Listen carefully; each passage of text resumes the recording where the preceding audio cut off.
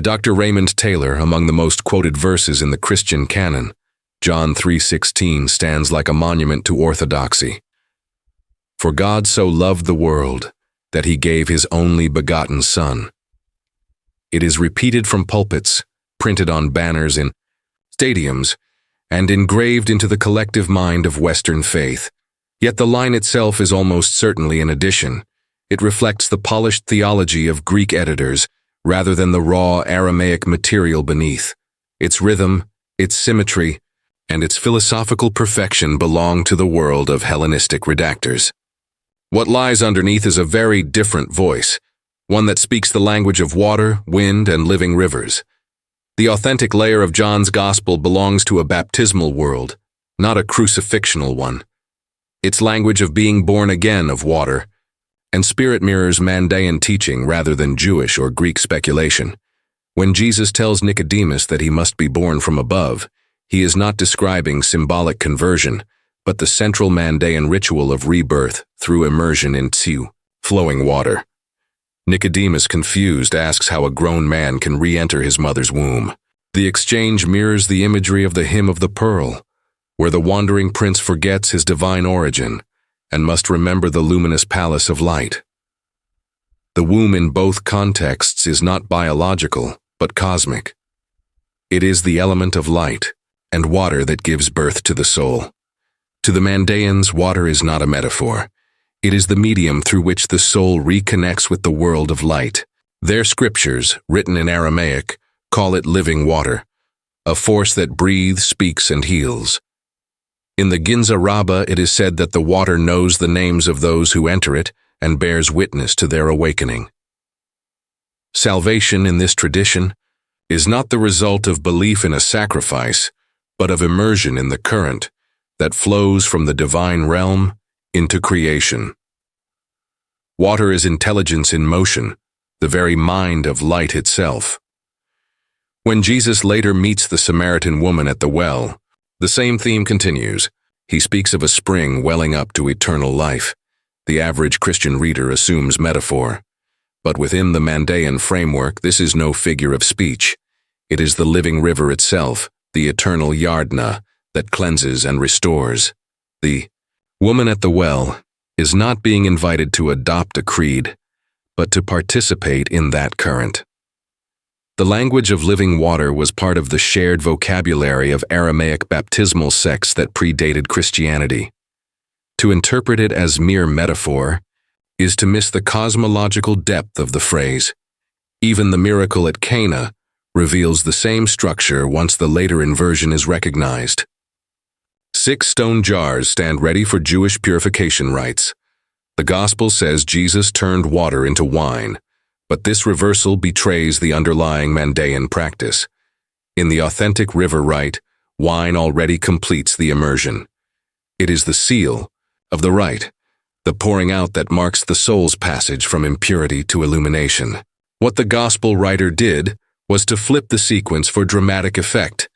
Instead of wine following water as the natural conclusion, wine is presented as the miraculous transformation. The original Mandaean rite was already wine poured as the conclusion of baptism.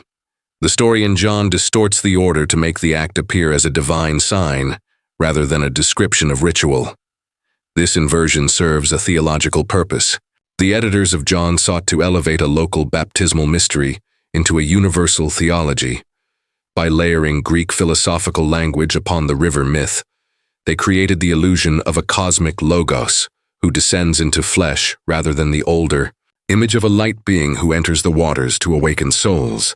The phrase, born of water and spirit, was left intact, but its context was overshadowed by the insertion of a crucified son and a doctrine of substitutionary death. The result is a baptismal tract dressed in imperial clothing. Modern scholarship supports this reading. E.S. Drower described Mandaean baptism as the ritual reenactment of the soul's journey through the spheres back to its source. The living current was the very path of redemption, not a symbol but the presence of the divine mind in the world. The Secret Atom, a study of Nazarene Gnosis, 1960. Joran Buckley's fieldwork confirmed that repeated immersion, not confession, remained the center of Mandaean life, the Mandaeans' ancient texts and modern people 2002. To be born again, in their tradition, means to re-enter that current and remember the realm of light. When the Gospel of John was composed, this theology was already ancient. The baptismal communities of the Jordan and Mesopotamia preserved rituals that long predated Christianity. The Mandaeans venerated John the Baptist, not as a forerunner of Jesus, but as a revealer in his own right. Their immersion in flowing rivers shaped the spiritual landscape of the region. It is highly likely that the author of John was familiar with these practices and reworked them into the Jesus story.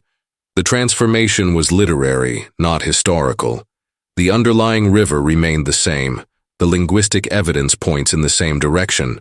Expressions such as children of light, water of life, and light of the world appear throughout Mandaean hymns.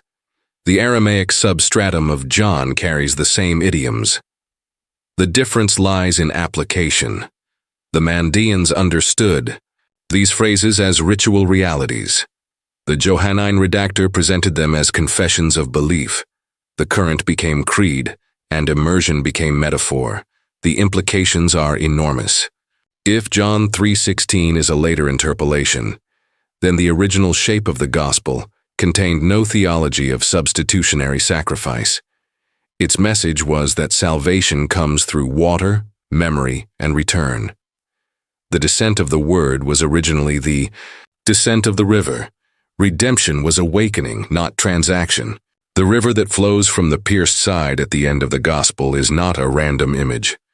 It is the final testimony that water, not blood, is the true source of life. In this light, the woman at the well, the healing pools, the washing of feet, and the springing fountain of eternal life all belong to one baptismal drama. The gospel becomes a continuous hymn to the river. Its opening scene is baptism, and its closing vision is water flowing once more. The real protagonist is not the cross, but the current. The Gospel of John, therefore, conceals a truth that predates Christianity. Beneath the crown and the creed lies the river hymn of the Mandaeans. The Jesus of John is not the Messiah of Israel, but the revealer of the current, of light. The real gospel is not written in blood. It is written in water, Veritas Lux Mea. Veritas Lux Mea.